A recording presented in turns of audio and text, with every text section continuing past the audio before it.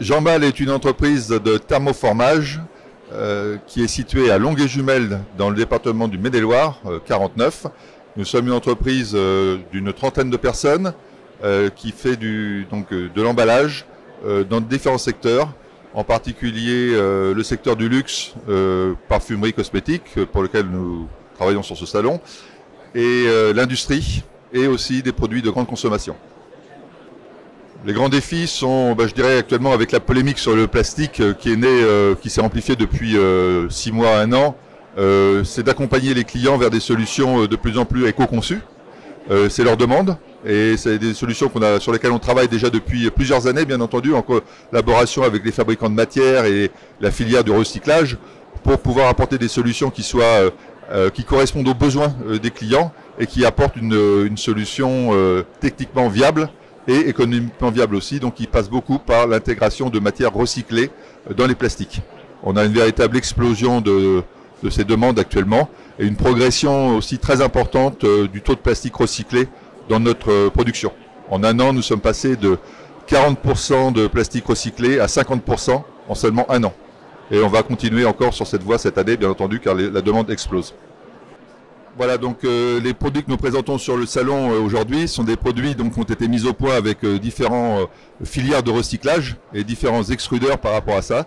Donc ce sont des APET, on a des recyclés dans toutes les gammes de produits que nous avons, y compris dans des PS floqués, les PS bien entendu, mais là on axe beaucoup sur l'APET qui est bien connu et qui est une filière de recyclage qui est déjà en place depuis plusieurs années. Donc nous avons d'abord des APET qui sont issus de collecte consommateurs. Donc concrètement, ce sont la collecte des bouteilles qui sont retraitées pour faire à nouveau des emballages plastiques. Donc je présente sur le salon 2 qualités. Une qualité qui est à 100% de recyclé et une qualité qui est à 70% de recyclé.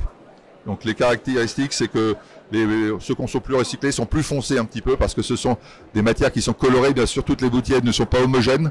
Donc il y a des tris qui sont faits effectivement par des lots plus ou moins clairs, mais c'est caractérisé par des couleurs qui sont légèrement colorées.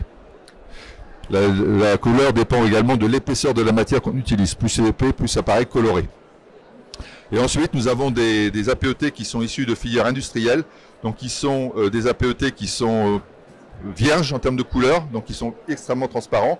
Le marché du luxe nous demande parfois d'avoir, en fonction de leur demande, avoir des cales complètement neutres en termes de couleur ou ils acceptent de décolorer. Ça dépend un petit peu de l'utilisation qui en est faite. Donc ici, je présente aussi un 100% recyclé et une cale qui est 50% avec du recyclé et 50% de vierge.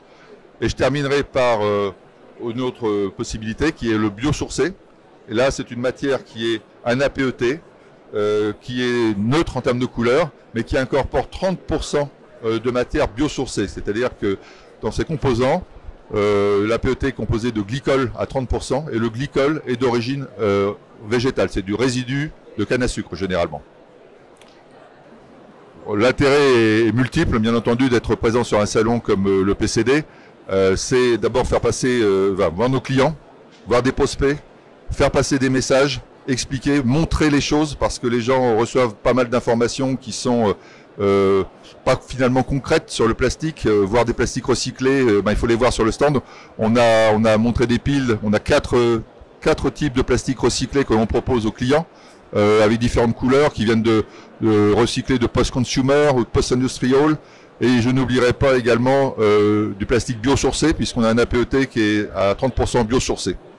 Donc ceci, on peut venir les voir sur le stand. Les gens peuvent venir consulter ces matières. Et également, on en a un rôle de conseil aussi vis-à-vis d'eux pour communiquer sur les emballages, effectivement, les logos que tout le monde ne connaît pas encore tout à fait, si c'est recyclable, le pourcentage de recyclé, les identifications matières. Donc on a vraiment là des clients qui deviennent de plus en plus conscients du besoin de communiquer sur leur emballage, la nature, la recyclabilité et la nature du plastique aussi.